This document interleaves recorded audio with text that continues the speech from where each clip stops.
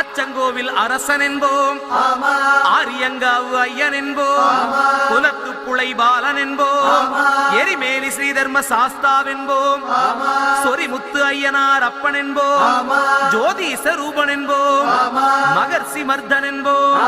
மணிகண்ட சுவாமி என்போம், சுகுண விலாசன் என்போம், சுந்தர ரூபன் என்போம், ஜாதி மத பேதமில்லா கடவுளாம், சத்திய வடிவான தெய்வமாம், ஆபத்தில் காப்பவனாம்,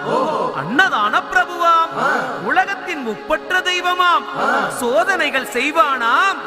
ஆனா கைவிட மாட்டானாம். அப்படிப்பட்ட சாமி ரொம்ப சிறுசையா, ஆனா சக்தி ரொம்ப